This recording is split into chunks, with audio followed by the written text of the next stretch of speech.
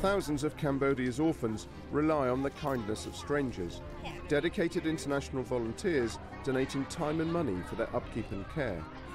But is this gap year goodwill being exploited for profit, to the detriment of the children it is meant to help? Juliana Ruhfus investigates. You can start the lesson.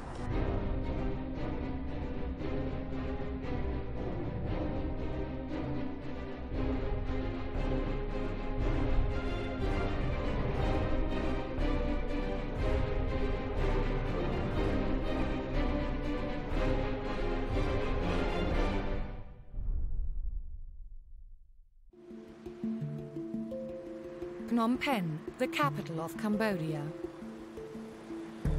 Between the 1970s and 1990s, Cambodia was ravaged by civil war. Since its return to peace, there has been a boom in tourism, with over 2 million visiting every year. Keen to help this war-torn country, increasing numbers of tourists are now also working as volunteers. Most come with the very best intentions to work in schools and orphanages, filling a gap left by a lack of development funding. But recently, disturbing stories have emerged that Cambodian children are being exploited by some of the companies organizing volunteers or running orphanages. We've come to Cambodia to investigate allegations that quite a few of these orphanages are run not for need, but for profit. Our journey begins on the outskirts of Phnom Penh at an orphanage and school called the People's Improvement Organization. Set up 10 years ago, it provides free education for children who worked on the city's main garbage dump. You want to start teaching? Yes! No? No? You may sit down. If there's an example of best practice in this industry, then perhaps this is it. I'm going to teach you now about the prepositions. Tabitha Berg from Denmark has come to teach for 2 months. Okay? How has it been so far? I really like that it's so free and I can do whatever I want when I come into my class. I like that everybody's really friendly and the kids are really respectful and they really, they give a lot. I learn English. Having taught children in Denmark, Tabitha is teamed up with a local teacher. I really think that they get a lot out of the teaching from the volunteers because we bring a lot of new ways to see things and we bring the pronunciation. The experience is as much for the teacher as it is for the kids. In a deprived neighborhood, PIO is making a difference through organized volunteering and foreign donations. Its founder, Paimean Nguyen, explains how past conflicts have contributed to the estimated 10,000 Cambodian children in orphanages. All the farmers, they have children and they are so poor and they abandon them. Sometimes they just come to drop in front of the door and they leave. We don't know where they from, these kids. Why would a parent leave their child here on the doorstep of your orphanage? Yeah, as you know, they could not afford to take care. And also, some family, they want the kid to go to school, but they could not afford. There are now almost 500 orphanages in Cambodia, a figure that has doubled in the past decade. Some, like PIO, rely on foreign volunteers for skills and labor, but the vast majority use volunteering to generate income. We find one of them, the Lighthouse Orphanage, on the other side of town. Thank you. There you go. Lighthouse is home to 108 boys and girls, ranging from 3 to 18 years old. They request that we donate some food for the children to eat. Do you get good food? Or sometimes do you struggle? I can say much better than their hometown. Okay. Yeah, but it's not standard like I compare in the world, you know, children, every children or every organization have millions of $1,000 per year. But Lighthouse nothing, every supporting from government or any NGO yet. So you need donations from volunteers? Sure. Yeah, we don't ask for how much. Yeah, just by the generous. Thank you. how much generous we can take it. Mr. Ritty is responsible for bringing volunteers to Lighthouse, and he's found a way of increasing revenues. The orphanage is not just hosting gap year volunteers, but groups of school students on short-term stays too. Just now, a group of Canadians are visiting. In their downtime, the students get to play with the children. And over the past week, some special friendships have developed. Do you think you've made a difference to the kids? I think I have. By building, helping build this stuff, we've brought a lot of things, and just playing with them, I think, has made a difference. Because they, you can tell, if you were here, you'd get bored probably very easily. So. Even the teachers are not immune. They may say, I don't know, dealing with the kids is going to be hard. But just when you get here and, one of these little guys walks up and grabs your hand, you have no choice but to sort of fall in love with them. So it's pretty awesome. As Canadians and orphans grow closer, not just goodwill, but a lot of money is flowing into the orphanages too. We supplied the labor, probably bought the tiles, the sand, the compost. So we've sent about $5,000 ahead of time, and then I brought a few $100s with me. So we bought some rice, some charcoal, a water pump to keep the garden going. So kind of give them a little happiness today with our shopping. This is a huge amount of money in a country where the average wage is $65 a month. What they will never know is whether all of it will be used for the benefit of the children. We knew from various reports that in a number of cases the huge influx of donor money has attracted unscrupulous business people to open orphanages for the wrong reasons. To find out more, an NGO puts us in touch with Kong Ti and Yan Chan Ti, who grew up in an orphanage. When the donors discovered that the director had been stealing the money donated for the children, the orphanage was closed down. Kong and Chan Ti take us to see their old home, to tell us about the reality of orphans' lives, hidden from the eyes of volunteers.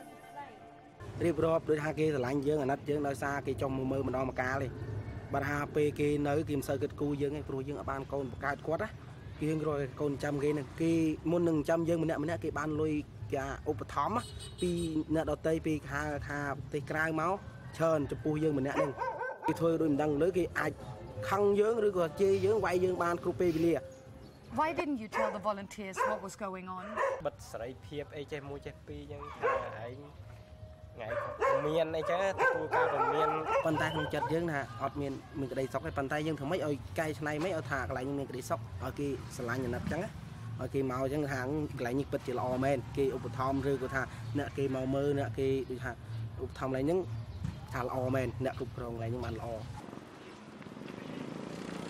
Kong says he still suffers bouts of depression. He works in 2 different restaurants for just $3 a day. Chan Ti too says he's still affected. He now has a regular job at the airport. But not everyone from the orphanage has fared so well. Chan Ti introduces us to Chai, who lives rough on the streets. He stays here outside? Hi. Hello.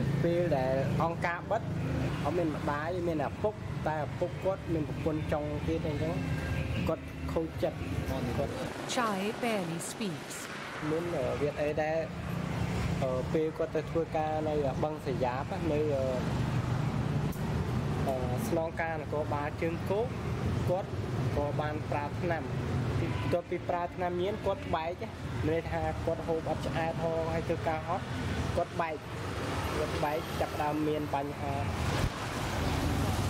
We go to buy Chai some food.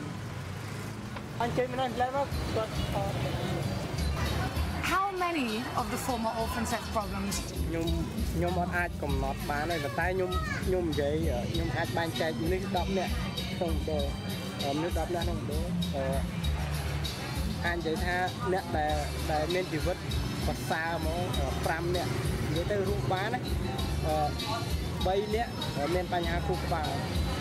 It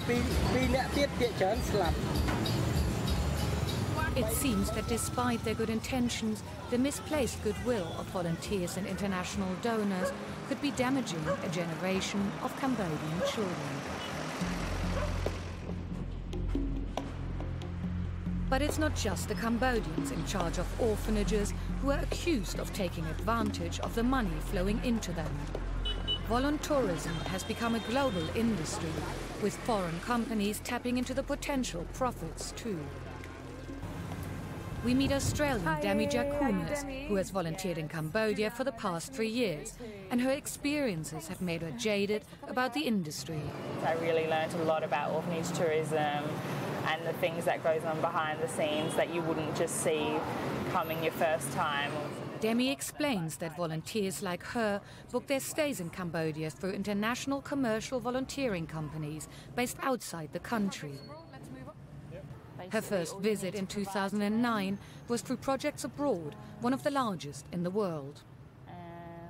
Volunteering comes at a cost, and Demi is surprised how little money actually goes to the local orphanages. My director once told me that he gets $9 a week per volunteer, and you know, Projects Abroad, you can pay up to $3,000 for 1 month, and he gets $9 a week. So what you're saying, it's about $100 a week for the orphanage if you've got 10 people staying, but thousands for the organisation that sends the volunteers down. Yeah, it's a lot of money for them, and there's hundreds of orphanages in Phnom Penh, hundreds of volunteers, so they make a really high profit. When volunteers like Demi spend more time in orphanages, some question how the relationship between the children, the orphanages and the international businesses really works. Sisha is an NGO that investigates allegations of exploitation of children in orphanages, and it's one of the few places where volunteers can voice their concerns. Hi, you're Erin? I am. Hi, nice to meet you. I'm Juliana. Erin's team are working on a case about an orphanage called the Children's Umbrella Center Organization, or CUCO, brought to them by former volunteers. So these are the email complaints that we did get from the volunteers. It really clearly stated what their concerns were. The abuse, the children missing. The director was openly saying that he did want to adopt the children out for a price of about $10,000, which is extremely concerning for Sisha, as well as the diet. Adoption is illegal in Cambodia at the moment. There were allegations of physical abuse, lower food standards, so the kids were looking hungry. It was open sewage. The boys were sleeping under a smaller roof, and the roof was leaking. So this place is getting international volunteers through organizations. Do you know who these organizations are? Well, 2 of the girls that came forward were volunteering through Projects Abroad. And this is dating back to literally pretty much 1 year ago. Yes. Sisha took the allegations to the Cambodian government, who sent in their examiners in November 2011 and January 2012. Cuckoo's been inspected twice by the Ministry of Social Affairs, and they found the conditions there appalling. In fact, they threatened that they would close the orphanage down if it doesn't start complying with their minimum standards. To avoid arousing suspicion, we go in undercover as volunteers, wearing hidden cameras. Hello. Hello. Hello. We are greeted by Sinet Sok, the orphanage's director. Hello. How are you today? You can start the lesson. Okay. Sinet is keen for us to start teaching straight away. The first time you can train, example, you start 1:30 until 1:30. Break time. The thing is, I have never done any teaching. Yeah, I understand. So you can train the simple here because I have the book. You can read. T. U. D. Having simply walked off the street, we are now teaching an English class. Then there is a seemingly endless amount of playtime. Many of the children are hyperactive and all demand constant attention. This is just a complete We joke, we've been totally abandoned. We're meant to have a timetable that we're sticking to. But instead we're kind of just left. There's no lunch, there are no drinks. The kids have got nothing to do. And our teaching was totally pointless. We observe that some children show signs of what psychologists call attachment disorders. They crave love and attention, but push it away when it's actually given to them. When Sinet returns, he shows us the children's rooms. Only half of the beds have mattresses. But that looks so hard. Oh, it's not wood, it's metal. These are the conditions the government inspectors asked him to improve. That's open. The roof is open. Yeah, when the rain comes down, wait here, wait. Not good for the children, is it? Yeah, I see, but I try to do. Appeal to other people, if you have friends, please help situation of the kids here. In the middle of the courtyard, we also see the open sewer reported to Seychelles. There are accusations that Sinet uses the children's misery to generate donations. Whether or not this is true, he certainly doesn't seem to make any effort to meet the government's minimum standards. Before we leave, Sinet tries to get money out of us again. I am unhappy with the food. Can you have me every day or not? So when you don't have food, does that mean the kids don't eat? No, sometimes I go with some people and sometimes I have to ask somebody. Very hard, you know. Sometimes they go hungry? Yeah, only rice. Things at Kuku are bad. But in the evening, we learn that they can get even worse. Cambodia has become a target for child sex offenders, and Wandu Kam investigates such cases for an NGO called Action pour les Enfants. He is deeply concerned that some volunteer placement organizations fail to ask volunteers to undergo criminal record checks. This is the very high risk for Cambodian children who are living in the orphanage. This guy, you know, he's American guy, and he came to Cambodia through the project abroad. He worked in a pediatric hospital. Shockingly, this man, Dr. James D'Agostino, had originally come to Cambodia through volunteering with projects abroad. And at the time, he also brought 3 underage boys and 1 adult to live with him in the private rented house. And according to the statement from the boy, he abused the boy on multiple occasions. In another case, a British paedophile, Nick Griffin, had opened his very own orphanage and abused boys there. Both men were found guilty in Cambodian courts and sentenced to jail terms of 4 and 2 years respectively. The foreign sex offender, they use NGO volunteer job to hide their identity, to hide their abusive behaviors. We return to Kuku to follow up on the single most serious allegation that some of the children have gone missing from the orphanage. Disturbing your meal. How are you? To our surprise, a Dutchman has arrived. I'm a volunteer, but what do you do here? Also the same thing. Really? Okay. But I live in a house from the organization with other people who are volunteering. Which organization is that? Projects abroad. Oh, okay. They have 6 apartments in Phnom Penh. Wherever we turn, we keep hearing about projects abroad. But did you know about this place before you left Holland, or did they put you in touch with it? I didn't know. They just placed me here. I came here yesterday and I didn't really know what to expect. So. It's hard to believe they are still sending people after complaints from previous volunteers had led to government inspections. To our amazement, he tells us projects abroad never asked him for a criminal background check, which he would have had to agree to under Dutch law. When we go looking for Director Sinet, we find him at the back. How are you? I'm fine, thank you. Hello, how are you? We want to test how serious he is about protecting his orphans by asking him if we can remove some of the children. Good. It's our friend Rani, Sinet. For everyone's safety, we've asked a social worker to join us.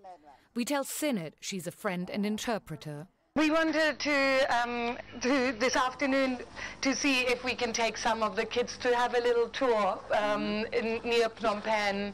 How many kids do you want to shoot at? We just thought we'd take maybe, 3, 4. Which one? We're thinking Srina is nice. Maybe you can. Yeah. I can call it. Sinead is actually getting us to choose between the children. And minutes later we leave with 4 of them. Never once have we been asked for identification. This is actually totally crazy. Sinead just allowed us to pick up 4 kids from his orphanage. They're in our car now, and we could just drive off with them. We knew from Sisha's investigation that the children are from the northeast of the country. But the paperwork at the orphanage was fabricated, and their birth parents could not be traced. Do you remember your parents?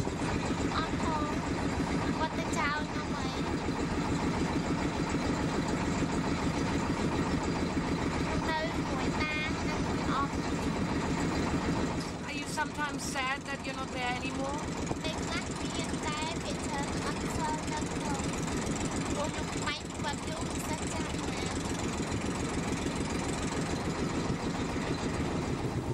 The sad reality is that even if the government would come to the rescue of these children, they could never be reunited with their families.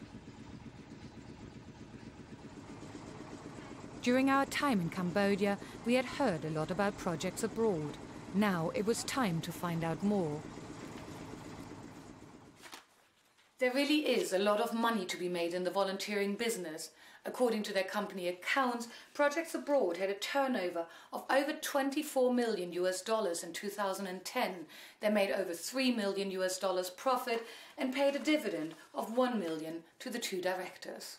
I've asked Projects Abroad why they continue sending their volunteers into orphanages that are so clearly failing the children, and why they are putting children at risk by not asking all their volunteers for criminal background checks.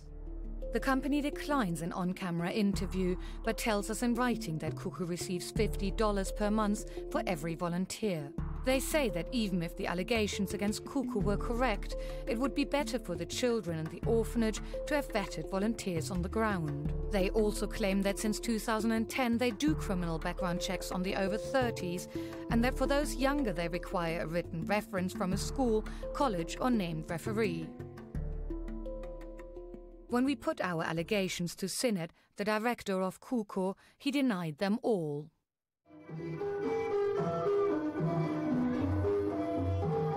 Back at the Lighthouse Orphanage, there is little respite for the children. The place is heaving with activity. The Lighthouse Orphans have a pretty busy schedule today. They're entertaining 3 different groups. Just now they're playing football with the kids from Singapore. They're also dancing for the Canadians, and this afternoon a group from Hong Kong is going to come in. Orphanage tourism is developing, and over the past few years there's been a steady increase of Asians who've been joining the ranks of the volunteers. The football game is in full swing, and the Canadians are beginning to hand out their farewell presents. These are for everybody. How are you feeling today, given that it's your last day? I'm sad. I don't want to leave. I love it here. I've fallen in love with kids. Do you think the kids have fallen in love with you? I think some of them, yeah. We're leaving some clothes behind for all of the kids, and I just think that they'll never forget that we were all here.